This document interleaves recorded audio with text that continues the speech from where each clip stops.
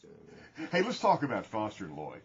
You guys were about 10 years ahead of your time, weren't you? Oh, well, thank you. You know what? We didn't think of it that way, but we just thought we were just fortunate that we were like kids in the candy store, and they let us do exactly what we wanted to do. And that first record was wildly successful, and then we was like, oh, great, all the experimentation worked, so we just experimented further on the second and the third one, and it didn't work until 10 years later when everybody goes, oh, my God.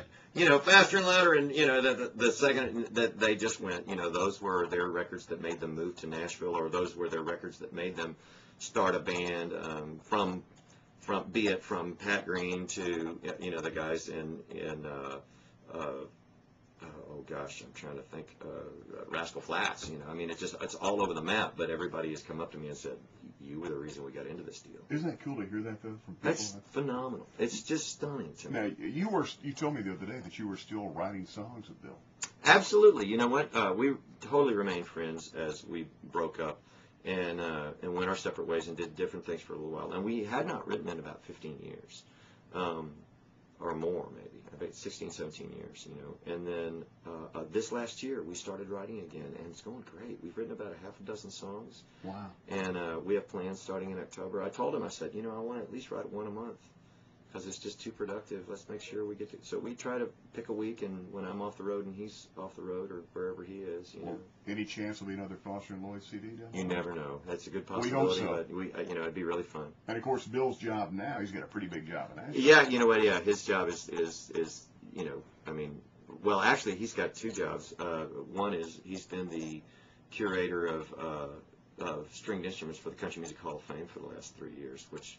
Talk about a cool job. Wow. Goodness gracious. But you know what he's doing right now this month is what? He's out with Cheap Trick as they do a thing. They are actually doing a thing in Vegas where they have like all these different rock artists as different vocalists, and they do with a symphony orchestra Sgt. Pepper's Lonely Hearts Club Band. And Amy Mann is singing on one song, and then all these other great legendary rock singers. And Bill is the other guitar player in that band. Wow. And so how cool is that to get to play Cheap Trick for a month? That's pretty cool. Well, speaking of cool, this new CD right here, it's just amazing. Now, you talked about how this is a snapshot of your life. There's one song on there that just gets to me. It's called "I Know You Can Hear Me." That's all based on. It was written for my dad, yeah. And it's a true story. It's actually the first song I wrote after my dad passed. And it took me about a month before I could write again at all. And I was actually trying to sit down with a friend of mine, Jay Clementi, and really write as an escape. I just said, all right, let's write a, catchy, up-tempo, love song, something that has anything to do with, my father's passing. But Jay had lost his grandmother, who he's very close to, not a week after my dad died. And so he said, that's great, but I got these lyrics that I want you to think about for the next time we get together, because at some point we need to write this song. And he started saying these lyrics, and the third line in was, I know you can hear me. And I said, Jay, it just hit me like a truck. And I said, Jay, that's not the third line in the lyric. That's the title. And we, in the next 2 hours, wrote that song. And it was one of the harder days and one of the better days of my life all rolled into one. Are you comfortable sharing the personal side of you with your fans like that? I am and I'm not. It's weird. It's cathartic. I think I'm comfortable sharing it with people, period. There are certain things I can't share. They're just too emotional, and I don't want to break down in front of people, so I don't. I get to do that in front of family. Mm-hmm.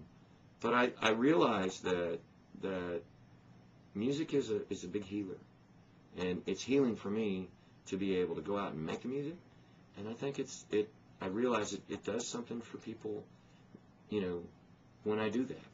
And that's a good thing. That's okay. That's part of the reason I'm on this planet, I think. It took me late in life to discover it, but I think part of it was discovering when I wrote Godspeed. I wrote that as just a little lullaby for my son when he was moving to France, 13 years ago.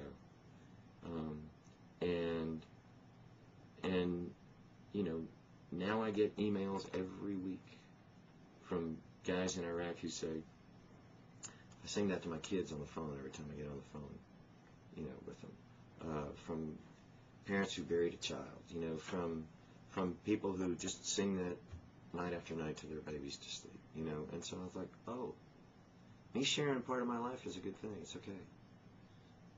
It's amazing. Let's talk about the Texas music scene if we can. Oh, absolutely. You enjoy producing?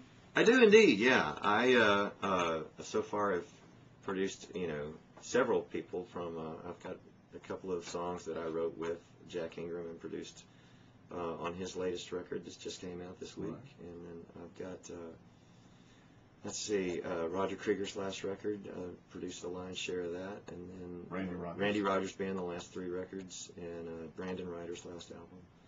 So, and I just finished an album on a guy named Zane Williams, who you're going to be hearing lots from. Zane Williams. Really something. It's really, really good. Do you enjoy performing or producing more? Oh, that's a stupid question. I know I enjoy performing more, but I also know that that doesn't mean I don't enjoy producing. And I like wearing lots of hats. I like being able to wear a songwriter's hat, being able to wear a performer's hat, and being able to wear a producer's hat. And they're all 3 fun to me, and they all 3 are a very creative and exciting way to make a living. Well, I think that your new CD truly is timeless, and we can't wait for a sequel to this. Oh, wow. Thank you very much. It's called Revival. Oh, well, yeah, and Revival is currently out, and you can get it at radneyfoster.com, or I'm sure off of iTunes or some store near you. And looking forward to the DVD also, documentary. Thank you, Radney. Pleasure's mine, man. Thank you, buddy.